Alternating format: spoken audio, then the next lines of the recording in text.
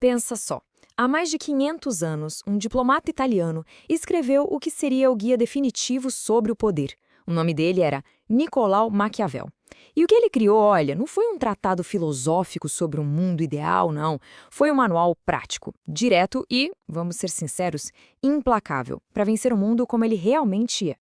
Essa é a pergunta de ouro, né? O quebra-cabeça político que fascina e muitas vezes perturba líderes há séculos. Como é que se chega ao topo? E talvez mais importante ainda, como é que se permanece lá em cima? A ideia de Maquiavel ao escrever O Príncipe era uma só: ser útil. Ele dedicou o livro a um governante de verdade, Lorenzo de Médici, e em vez de ficar em teorias abstratas, ele entregou lições forjadas na história e na sua própria experiência, nos jogos de poder super brutais da Itália renascentista. Certo, então vamos dissecar isso. O primeiro passo para qualquer um que queira ser príncipe, segundo Maquiavel, é entender a natureza do Estado que se pretende governar. Não dá para chegar aplicando a mesma estratégia em todo lugar. E aqui ele já faz uma distinção fundamental. De um lado, os estados hereditários, sabe? Onde o poder passa de pai para filho. Ali as coisas são mais estáveis, o povo já está acostumado com a família no poder. O verdadeiro desafio e o foco do livro são os novos estados. É aqui que a instabilidade é a regra, e é aqui que a habilidade de um príncipe é testada para valer. Ok, o terreno foi analisado, mas como é que se conquista o poder de fato?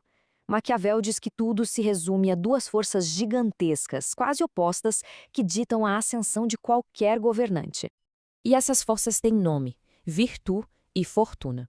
E atenção aqui, virtude não é virtude no sentido de ser bonzinho, nada disso. É competência, é coragem, é a capacidade de um líder de impor sua vontade ao mundo. Já a fortuna, bom, essa é sorte, são as circunstâncias que estão totalmente fora do controle do príncipe. E é aqui que a coisa fica genial. Olha só essa inversão.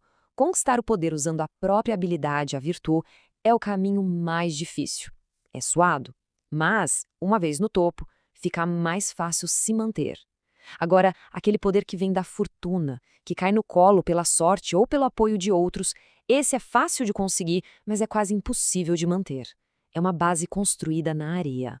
E, para Maquiavel, o exemplo perfeito desse perigo, o príncipe que literalmente surfou na onda da fortuna para chegar ao poder, foi o infame César Borgia. A história do Borgia é um grande alerta. Ele era brilhante, cruel, um mestre da virtude, sem dúvida. Só que o poder dele dependia inteiramente do pai dele ser o Papa. No momento em que o Papa morreu, a fortuna do Borgia acabou e o império dele desmoronou como um castelo de cartas. A lição de Maquiavel é clara: nunca, jamais, dependa da sorte ou do poder de outra pessoa. Certo. Então, o novo príncipe tomou o poder. Ótimo. Agora vem a parte mais difícil. Como se mantém o controle de um território, ainda mais um que estava acostumado a ser livre? Maquiavel oferece 3 opções, todas brutalmente pragmáticas. A terceira, de criar um governo fantoche, é arriscada. A segunda, ir morar lá, pode até funcionar, mas exige atenção total do príncipe. Agora, é a primeira opção que revela toda a lógica fria de Maquiavel. O ponto central aqui é a memória. Maquiavel argumenta que uma cidade que já foi livre nunca esquece a sua liberdade. O nome liberdade se torna um grito de guerra para qualquer rebelião. Portanto, para manter o controle de forma segura, a própria memória precisa ser eliminada. É uma conclusão sombria, a gente sabe, mas para Maquiavel era a única que era logicamente segura.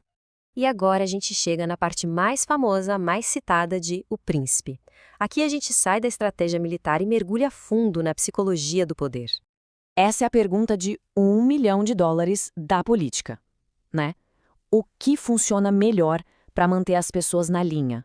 O afeto ou o medo? A análise de Maquiavel é um cálculo frio sobre controle. O amor, ele diz, é um laço de obrigação que as pessoas, por interesse próprio, quebram na primeira chance que têm. Já o medo? O medo é mantido por um pavor de punição que nunca falha. E o mais importante, o amor depende dos outros, é algo que o príncipe não controla. Já o medo, esse sim, está nas mãos dele. E aí está a famosa conclusão. Para Maquiavel, um governante não pode se dar ao luxo de depender de algo tão inconstante quanto o amor. O medo é a ferramenta de poder mais confiável que existe. Ele até faz um alerta de que o medo nunca deve virar ódio, porque o ódio inspira a rebelião. Então, para a gente fechar, o que torna este pequeno livro, escrito há 500 anos, algo tão duradouro e tão relevante até hoje? A resposta está toda na sua filosofia central, o realismo político. Maquiavel não estava nem um pouco interessado em utopias ou em como os líderes deveriam agir. Ele estava interessado no que funciona. Ele olhou o mundo como ele era, um lugar perigoso e instável, e escreveu as regras do jogo para sobreviver e prosperar nele. A genialidade duradoura de O Príncipe é justamente essa recusa em confundir moralidade pessoal com eficácia política. Maquiavel entende que, para alcançar coisas grandes como unificar um país ou garantir a estabilidade, um líder pode precisar fazer coisas que seriam consideradas erradas para um cidadão comum. E isso tudo nos deixa com uma pergunta para hoje. Quando a gente olha para os líderes no cenário mundial, ou mesmo dentro das empresas, essa mentalidade maquiavélica é só uma forma cínica de ver o mundo? Ou é, na verdade, uma compreensão essencial e necessária de como o poder realmente funciona? A resposta talvez ainda não seja tão clara quanto a gente gostaria que fosse.